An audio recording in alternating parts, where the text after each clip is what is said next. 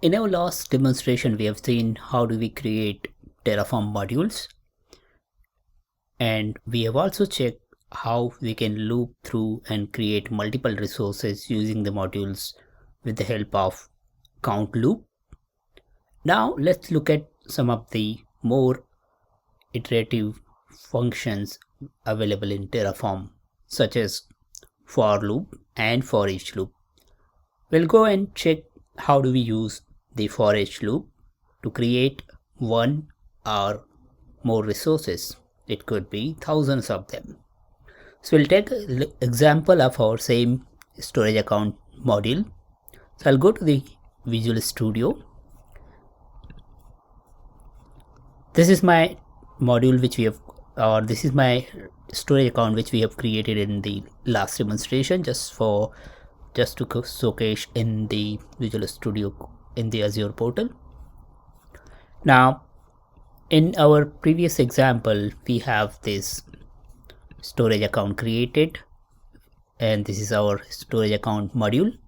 Now we would like to create one or more storage account with the help of for each loop instead of using the count loop. So what I'm going to do is right now I'll create a local.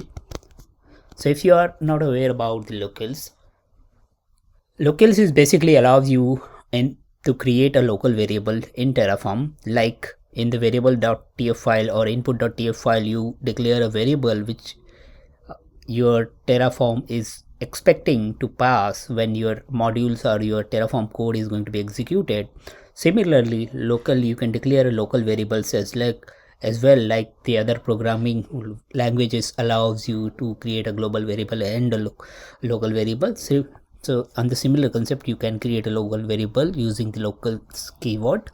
So I'll declare my local keyword and I'll call it storage account configuration. So I'm basically creating an input values for my Terraform storage account. So I'll call it storage config, and then this is going to be the object type of value. So what I'll do is I'll create the object, and it is going to be a key value pair object. So let's say we are going to call p learn us 01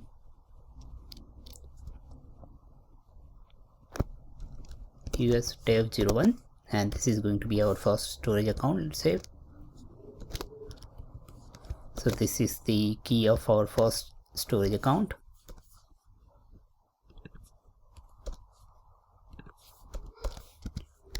And then the value which I'm going to give, I'm just creating the object type, and then I'll call the resource group.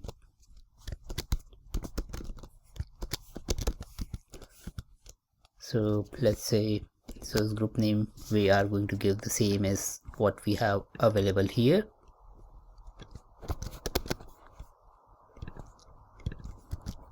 Okay. And then I'll call the locations as well, location, and this time I'll call EUS, East US,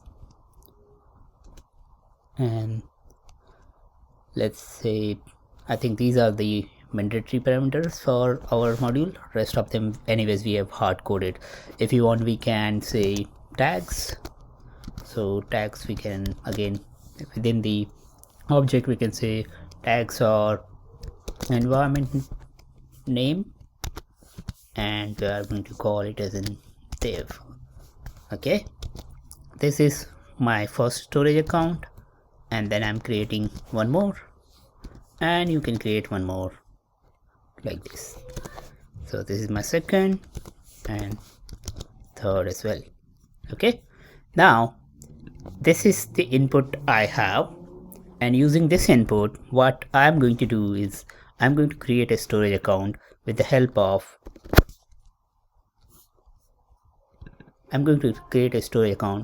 for each loop. So what we'll do is we'll call it for each, and then you refer your local variables. You call it local dot the name of your local variable. In this case, this is the one. And now basically local foreach loop works on the key and value pair. So in this object, which is this one, object storage config, I have key as the name of my storage account, which is this one, this and this, and the value is the entire intersection. And within the value I have keys and value, which is key value pair. For example, I have a key value pair for resource group, location and tags, right? So it's just my object representation. So I can say each, so every for each loop has two things. One is key and value. So obviously in this case, this object has a key, which is this. So my name of my storage account is going to be inside a key. And for value, for resource group, I'm going to say each dot value. So each dot value is going to be this, and once in the value, I'm going to say give me the value of this key, because inside the value I have again couple of keys and value pairs. So this is my key value pair for resource group, so key value for the resource group, and this is the name of the key. So I'm retrieving the key and the value of that particular key, right? So similarly, I can say each dot value dot location, and then now if I'm going to run my two storage accounts, I can create multiple of them. At this point of time, if I'm going to run the Terraform command, let me go and check what we have at the moment. So previously we were using this count loop, so you don't need any count loop. For now, I'm not using any resource location and parameters. I'm going to remove this. I'll remove this as well, because all the values which we are managing it from internally within our module, so we don't need all those parameters. So I'll comment out all those parameters from modules and from my main Terraform code where I'm calling the module. Okay, so let's say if I'm going to run the Terraform plan command, let's see what happens. I'm expecting the previous two storage account to be deleted and this storage account to be recreated. We haven't modified our storage account code the parameter for, we'll call it the tag. Okay, so now if I'm going to run again, this should basically destroy my previous two storage accounts and create a new one.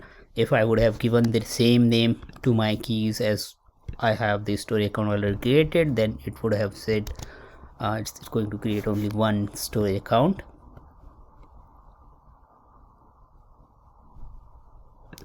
Says doesn't have, okay, there is a misspell on the name of this storage account, so I'm missing R in the resource. Hopefully this works this time. Yep, it's locking the state, so it seems like it's going to work fine.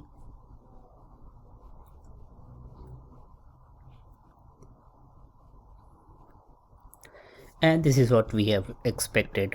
It says it's going to destroy 2, which is the storage account which we have created earlier with count loop, and it's going to create 3 new loops. So this is how you use the for each loop. I'll just run it through and then tell you how do we do that. So meanwhile the apply is running, I'll reiterate again. At the moment I have created my input object within the module, but this is just for the demonstration. You can go ahead and basically cut this particular entire configuration and provide the configuration from your main Terraform code where you're calling the modules. I have moved the local object of the storage account to my main Terraform code in the variable section. So here in the variable section, I've created a storages variable which is of object type, and I'm providing the same default value, and this default value is basically I'm passing it to here. So instead of now multiple variables like we have earlier in our Terraform storage account module, we just need one module which is of object type, and the structure of the object I haven't defined it because I want to make it flexible. So I'm leaving it as is, and now if I'm going to deploy the storage account again, then I should not basically expect any changes on top of what we have deployed last time. So let's look at what we have deployed last time. Yep, this one. Now let's rerun the plan again.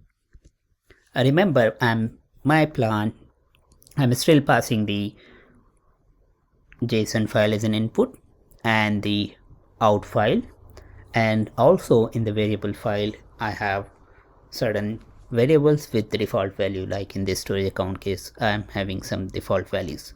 As I have expected, I do not see any changes. So this is how you can develop a module, and using this module you can have 1 or 100 or thousands of storage account created with just a simple module.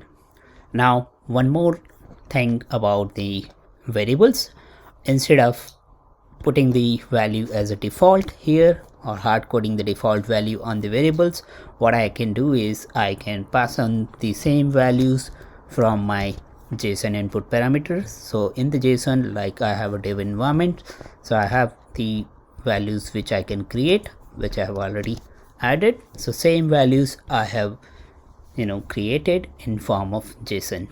Okay, so now if I go to the JSON and then let's say variable name, I have given it differently.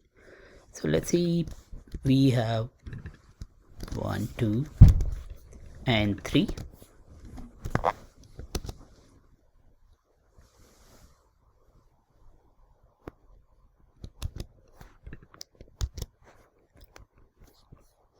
This time let's see what happens.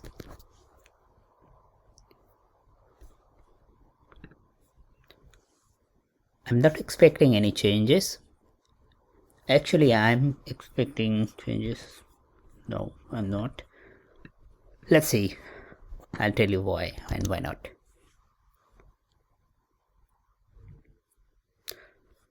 So it says that it's going to change the tag.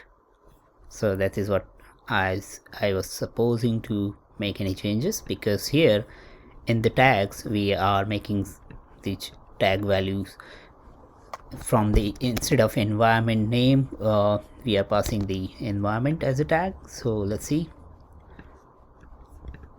Okay, now if I'm going to deploy, that's okay, that will work fine.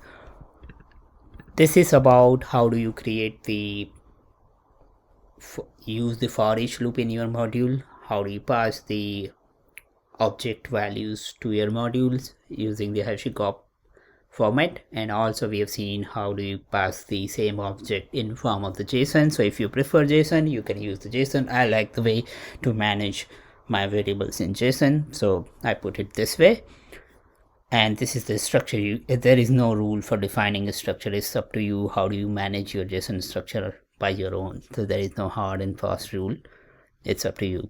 So now if I look at my storage account module, what problem do you see? So I have the for each loop on my variable, which I'm iterating it through. I have the value decided by my variables, which is the name of the storage account, group and location, but there are some values which is still hard coded. What about this? Because I don't want any module to be created with some hard coded value. The downside of this is, let's say in future if you want some storage account to be created as a RAGRS, some of them as a GRS, or some of them as a default LRS, or some of them as a premium storage account instead of standard storage account, then what is something which you are going to do. So it's not a good practice to make your module code to be hard coded, because modules are supposed to be reused by many applications. That's the whole idea. It's a reusable component. So how do you do that? So let's use a function which we might have seen in the past, which is lookup. So basically lookups allows you to read a particular map values or the collection value, and inside the collection value it will check if the key is available. Basically what we are saying lookup here is, okay, please search for this key inside this collection. So as I said earlier, each dot value is again itself is a collection in my input. So I'm looking for a key inside this collection. If the key is available, give me the value. If the value or the key is not available, and this is use this as my default value. Okay, clear? So this will give me ability to use the same value. So what I am going to use, the replication type key. You can use any key. I can call it as an replication type. Just I'll change it so that you don't get confused. So I can use any key. So basically I'm looking for this key in my input object. I'm not looking here somewhere here, but I'm looking this key in my input object. So let's say I'll say search in the collection, search for this key if the key is available. If not, then use the LRS. So this is how you do it. Now if I'm going to run my plan command again, because it in the input.json file which is here, I have the keys? I do not have any key. Do I have it? No. Yep, I have for the replication type, but it mentioned as an account replication. So let's make it replication. So it is going to say, let's see what happens now. So I don't have any other keys such as the account here. So obviously it will search for that key and it will not find. So it will not do anything. It will use the same as the default key, and default key is the same. So this is how we have seen no key changes. And now let's say we would like to create one storage account with GRS. So I'm changing my storage account. The replication type is a GRS, and what was the other key,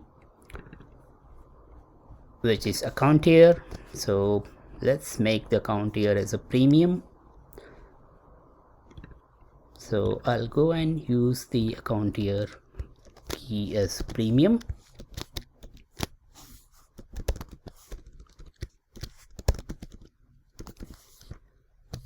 And something like this. You can put this key anywhere, so order is not a preference. Let's see if it works.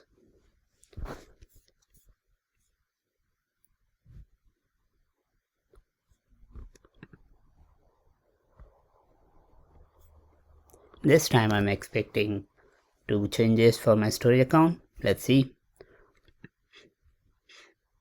So now if I check the value, because I am making the storage account here from standard to premium from my input JSON, this storage account is going to be recreated because it is force replacement. So Terraform decides based on certain properties, because in Azure certain properties are allowed to change but certain are not. So if you are trying to make adjustment to the properties which is not allowed to make changes in the service, in a specific service, in this case a storage account, in that case Terraform will tell you, okay, I'm going to make destroy first and then recreate this storage account with the given configuration. Are you happy with that? You can go ahead and review the plan, and then if you say yes, it will basically deleted. But in some of the cases it doesn't require to destroy the entire service. For example, in this case my storage account is just required to make a changes from LRS to GRS, so it won't make any changes. So this is how it works, right?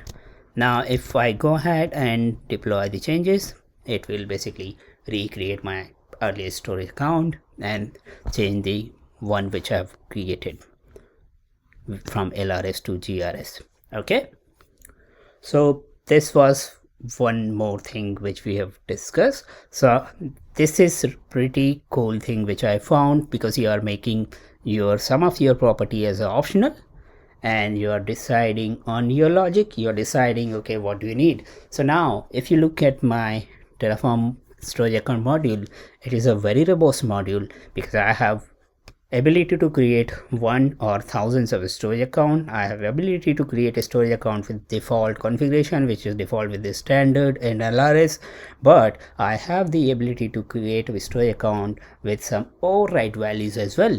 So the users or developers has full liberty to use this module the way they want to use it, and they can call it from the JSON or they can call it from the HashiCorp language. It's up to them, right? This is what is the use of these. Now let's look at one example first about the dynamic resource creation, and then we'll move on to some other CI/CD topic. So let's say I would like to enable or manage identity in my Terraform storage account module. So as I have discussed that this is my Terraform storage account module, which is basically a generic module. So if I'm going to use the identity as in like this, let's say something like that, type as in type equal to this.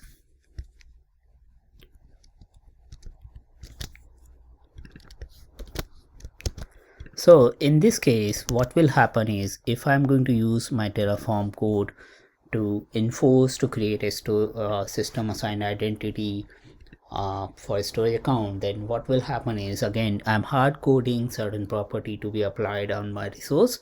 So what this means is, if I'm going to create thousands of storage account, and each storage account will have the system assigned identity, which is something which I don't want.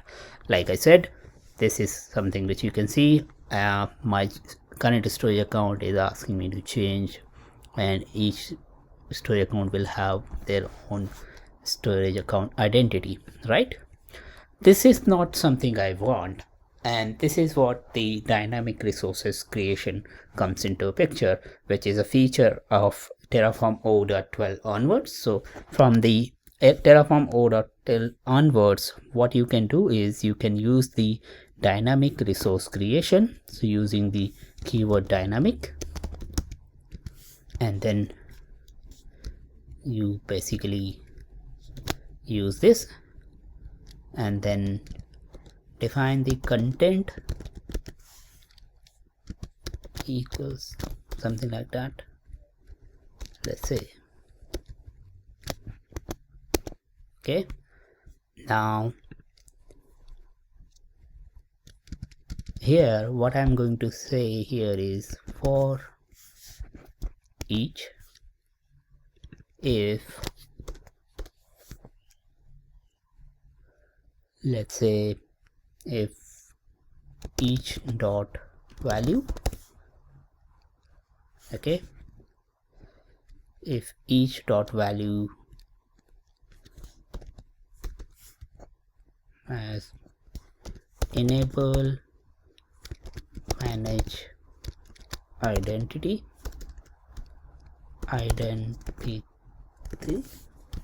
equals to true, then 1, otherwise 0. Okay, so what this means is, if the storage account config has a property is dot value equal to true, then enable the manage identity. If it doesn't, then it will have the it will escape this particular execution of this block, right?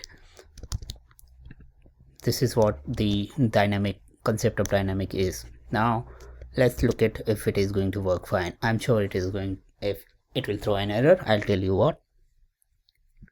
Yep, because cannot use for each on the non-iterable property. So what this is means is, you can say something like that.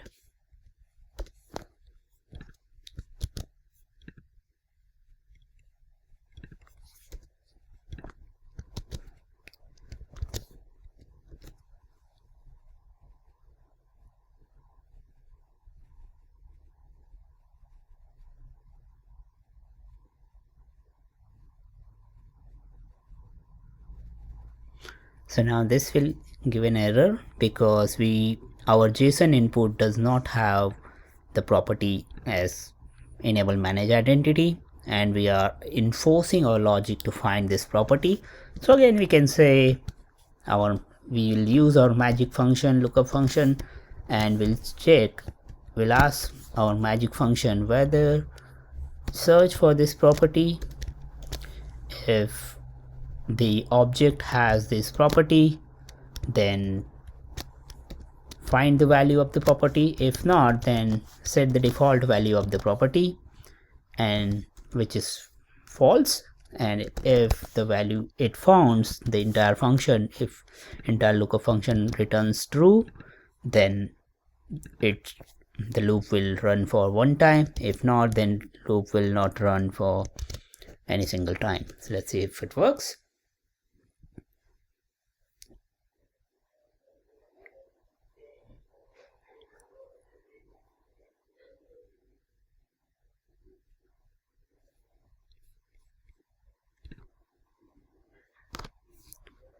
As you can see, none of our input object has right now this property, so this particular dynamic loop is returning the default value, which is false, and false is not equal to true, so this loop is not going to run. It means this dynamic block is not going to execute. It means there will not be any changes to the input. Now let's see if I have a storage account and I would like to basically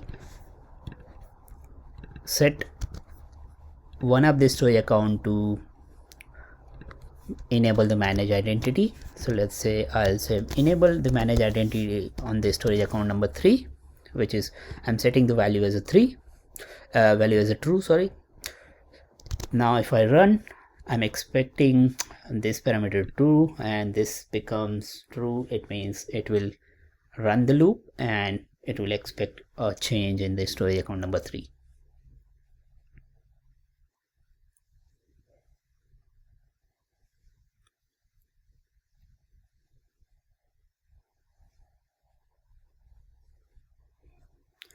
As I've expected, this is what it is asking to do. Now if I run the change, apply, it will make the changes. So this is how you can use the dynamic loop.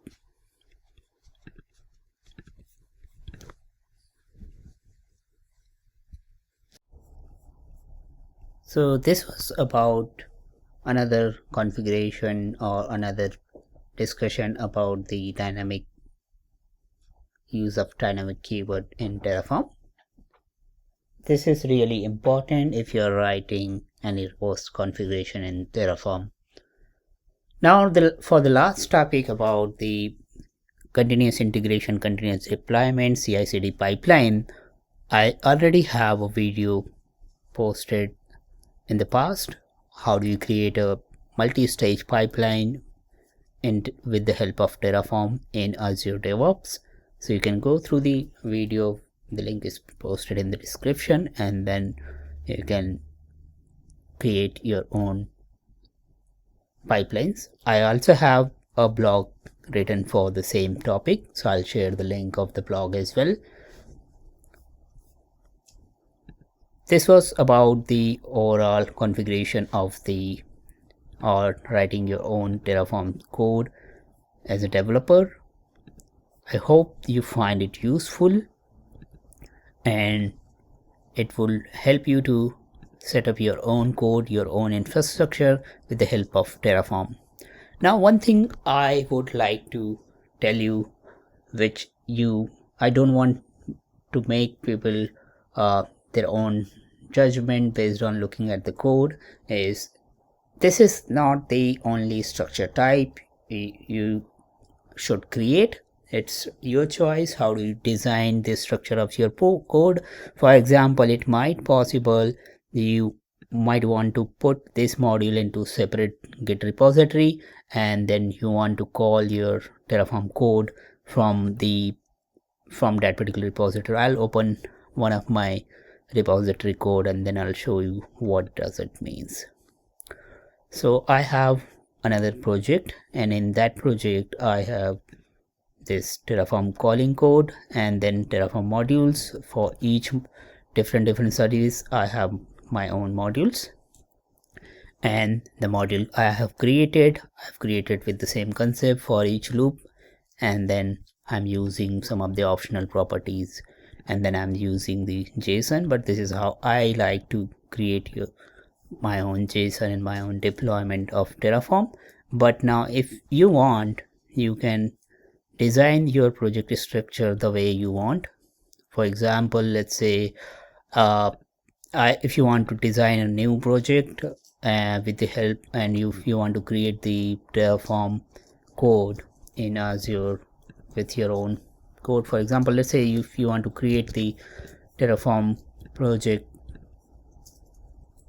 let's create a project right now. So what I'm going to do is I'm going to create a new folder. I'll call project 01, and here in the project we are going to call a new file. Let's say create main.tf file, so I can have my resources here, and resource lookup prefix I'll just leave it as is. For example, let's say rg demo, and here on the location let's define a variable called location,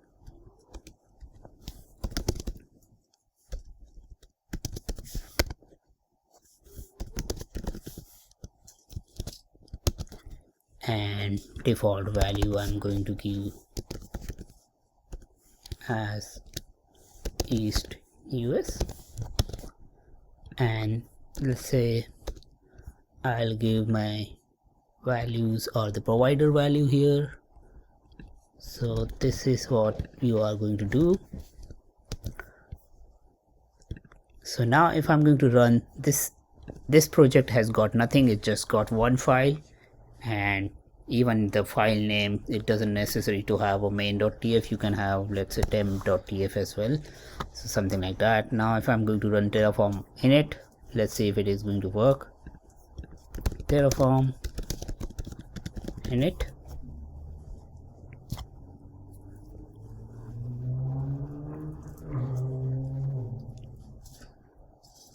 Terraform plan,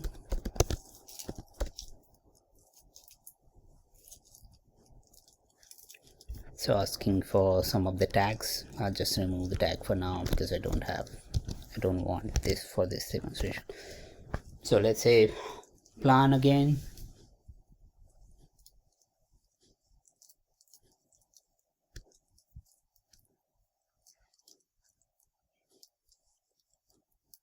yeah, you can see that it's trying to create a resource group and it's running through my Azure CLI. So if you want, you can go ahead and do that as well. Now if you don't want this, and if you want to create a project with, let's say, infra,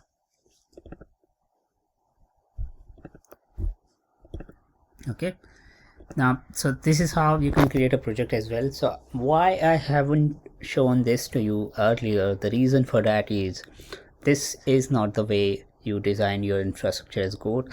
This looks very simplistic to understand for the beginners or for a person who is new. But let's say if you are working on a actual live project with your clients wherein you requires to create maybe 20-30 different Azure services, some more complex configuration. And if you are going to manage your project resources, your Terraform resources uh, within the same file or within the same project structure folder, then it's going to be really difficult to manage. So I always prefer to create or design my project wherein I put my variables like this, I put my main file where I call my different modules like this, I have the separate provider files, I have my separate output file where I output all my different variables, and then I would have one more variable files which I put it